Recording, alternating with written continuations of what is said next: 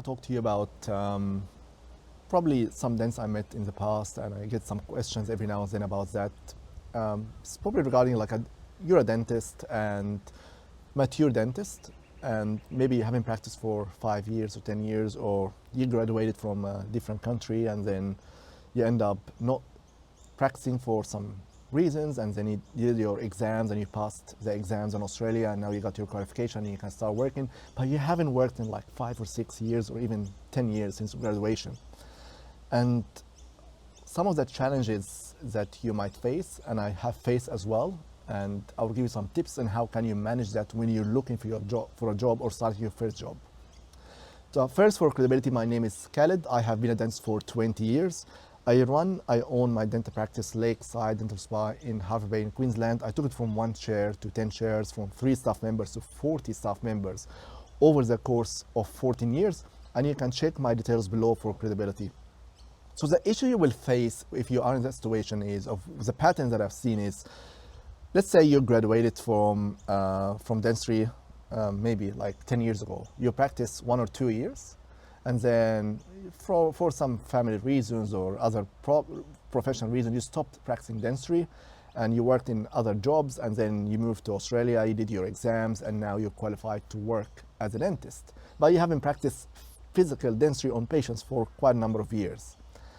The problem you will face is, or the mindset that you have, you feel like you missed out on years of dentistry, so you don't want to accept yet that you are as probably early in your skills as a new graduate or a fresh graduate, or even a little bit worse, because learning skills in mature level is much harder than when you're much early in your career, younger in age as well.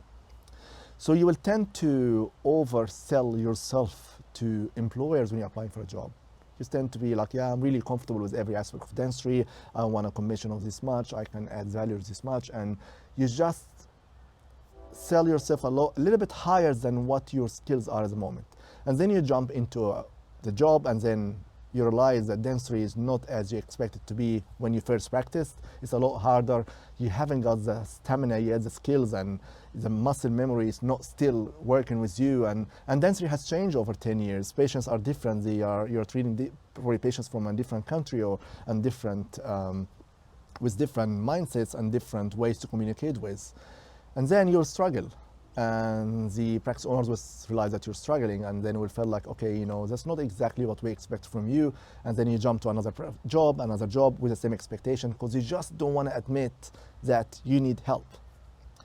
And the other problem I think I've seen as well is they jump into taking too many courses and too many advanced courses. They want to catch up with dentistry. They start jumping into like full mouth rehab courses and implant courses, and just ignoring the simple basic dentistry, because they think because they have been graduating for like 10 years, they have the experience of 10 years, which you don't.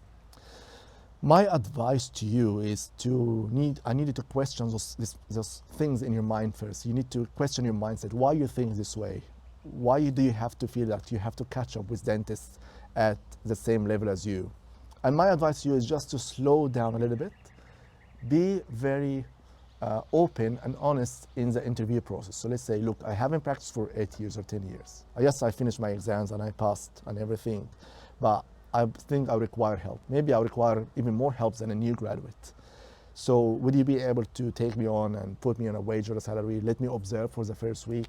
Let me start by simple dentistry first, scale and cleans, exams, do simple fillings, and slowly advance. Trust me, if you're honest, some owners are desperate to find associate dentists. They will hire you and they will nurture you and mentor you. They like your maturity. They want to have a mature dentist in their team. They like the stability of a mature dentist in their team, and they might be willing to be patient with you as long as they know beforehand what are they hiring you for. And then for courses, start with the basic stuff. Start with the basic general dentistry stuff. Just master your bread and butter dentistry, like fillings, extractions, periodic treatment, for example. Don't jump into dental implants and full mouth rehab and cosmetic stuff at least a year or two until you get super confident in dentistry. Then you can jump into bigger stuff. If you find this information helpful, make sure you like and share it with your friends and colleagues. If you want to hear more about my videos, please subscribe to my channel and you'll be notified when more videos are released. Thank you so much for listening to me. It means a lot to me.